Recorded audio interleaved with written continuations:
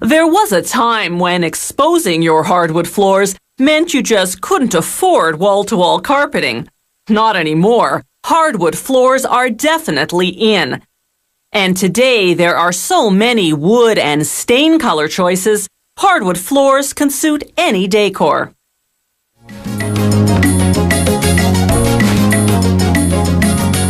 The types of wood commonly used for flooring include red oak, beech,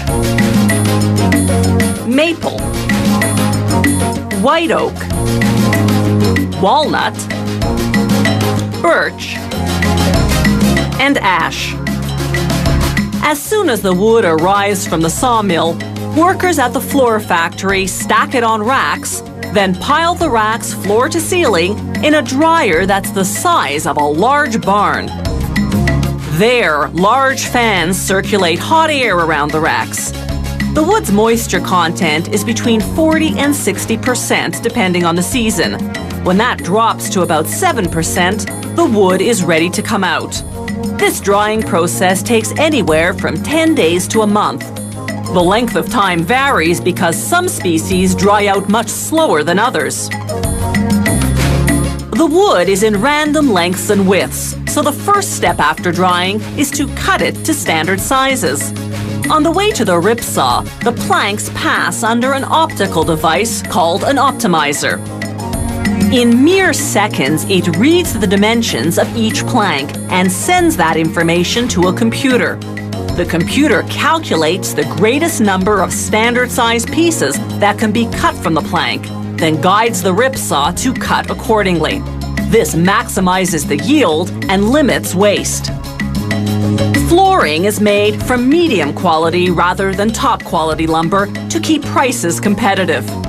As the pieces exit the saw, workers manually cut out any large knots or other defects, weak points at which a piece could potentially snap and jam up the equipment.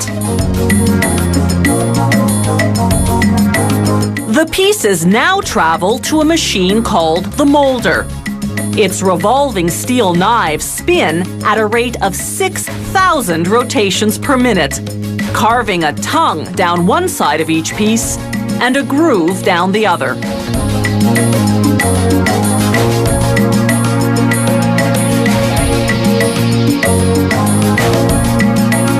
Workers do frequent spot checks to make sure the tongues and grooves fit together snugly.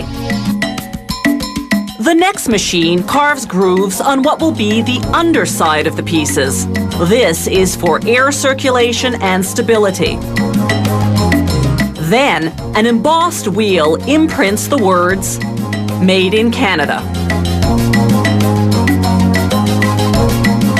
Using cross-cut saws, workers remove any faults in the wood and divide pieces that have noticeable color variations. This is the first step towards sorting the wood by grade. Now a machine called an end matcher carves a tongue and groove on the two ends. Here's the view from inside the machine.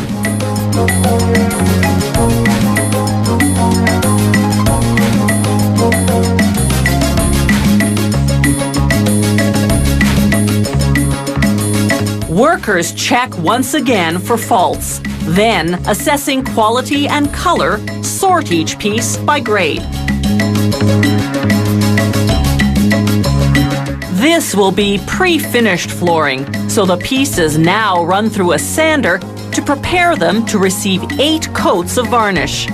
For certain finishes, the first coat contains wood stain. All subsequent coats are colorless. Between each application, ultraviolet lamps dry the varnish in just a few seconds. As the flooring exits the last drying oven, it's ready for packaging. Unfinished hardwood flooring has to be sanded, stained, and varnished after it's installed. Pre-finished flooring eliminates that extra work, sparing you the dust, the drying time, and the smell.